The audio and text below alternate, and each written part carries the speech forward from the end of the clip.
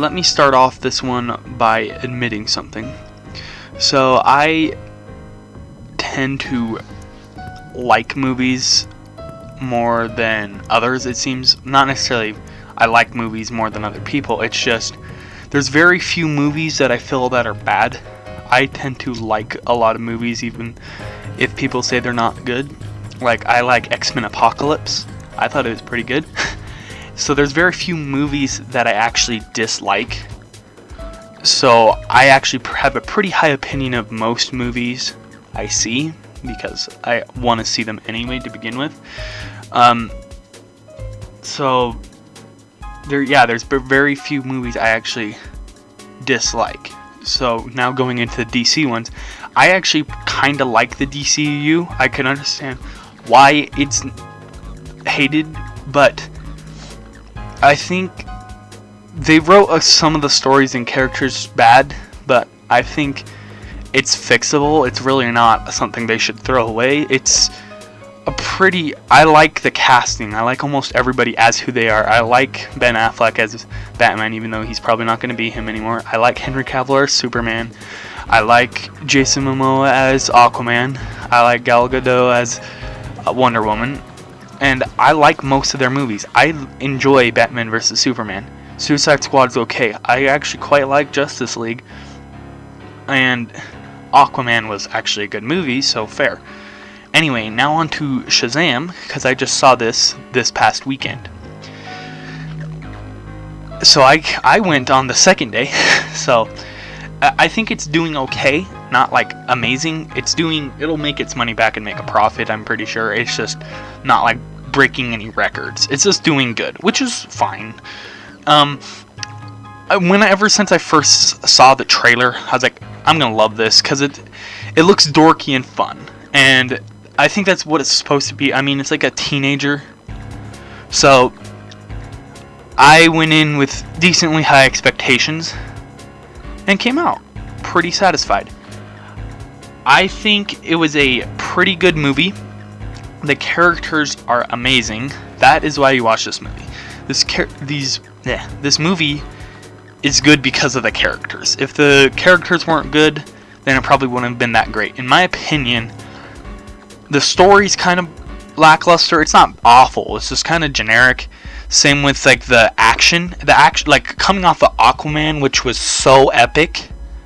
This is just kind of a little more bland in terms of the action. It's just some punches and some lightning. It's not that exciting. It's okay. Like, it's not bad. It's just not what it could be. Like, Aquaman was just so over the top and amazing, but this one had amazing characters. I really grew to like especially the second main character, his friend, and him. They're relatable, but not 100%. I'm not a foster child, so I can't relate to that, but I can see where they're coming from, so I understand them. I like the interactions between everyone. I don't want to spoil anything, because this is like a review recommendation, not like spoiler stuff, but there's the whole supporting cast. Most of them are pretty good. There's a lot of good things going on. Even the bad guy, he is actually a pretty good bad guy. Like, he's not just bad for the sake of being bad. He has some reasons, and it's a really enjoyable movie. I think almost anybody can enjoy it because it's pretty family friendly. It is PG-13 though, so like obviously it'll have a little bit of older stuff, but not really. It's pretty laid back. And I think I'm gonna go see it again because I just want to refresh a little bit more on it, because it was a good movie and it definitely deserves the praise it's getting.